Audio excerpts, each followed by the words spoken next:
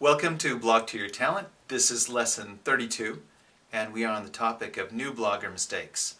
One of the mistakes you can make as a new blogger is to get confused about the pronouns that you are using. What I mean by that is you are not confused, but in your writing you come across as confused. Pronouns, just in case you didn't have that lesson, is the he, the she, it, they. It could be a person, it could be an animal. Okay. Yes, and in real life when people talk, it's not just in writing, you have the same problem. You have a friend who's very excited about something, and he comes to you and he tells you in a very animated way what happened. And a lot of times, I even as an adult will do that. If I get really excited about something, and I do get excited about things, in my mind, I'm keeping track of what's happening. I'm over here in this building, I move over to that location, I'm doing this. And so things are flowing very quickly, but the person listening to you can't see visually what you're talking about. And so they get confused and they smile politely and then they try to avoid you. Well, it's the same thing in your blog post. And it's only because you didn't say the he when you switched characters and you're talking about your buddy Joe, and then all of a sudden you're talking about your buddy Alan and you forgot to say Joe. And it's the same thing when you're blogging. You can do, especially as a new blogger, you will do this. As you get a lot of practice, you will get some feedback from people asking you to clarify what you say. So better if you can catch it yourself first. And just remember, when you're switching in description about who you're talking about, especially I have one son who works a lot with gems, and when he's at this gem club, there are a lot of different individuals who have different skill levels.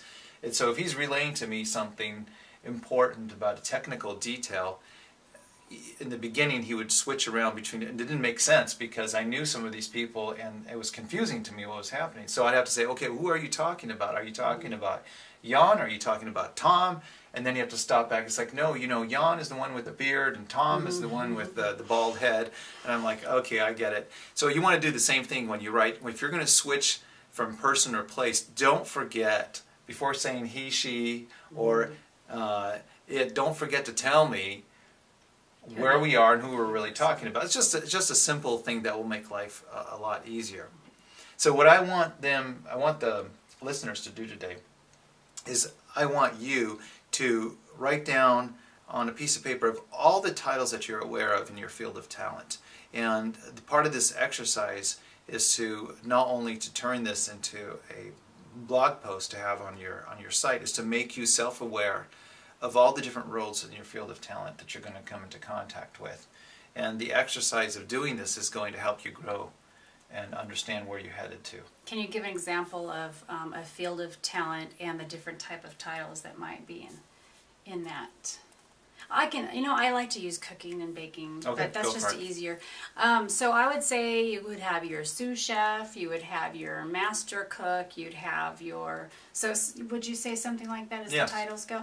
Okay, and then decide whether it needs to be capitalized or not. Is that part of it? No, we can do that exercise for later, so you don't have to worry about that right now. So just become aware of all the titles in your field of talent.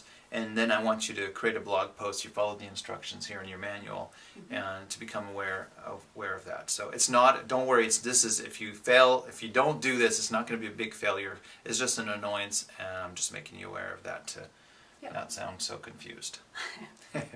Until next time, happy blogging. Happy blogging.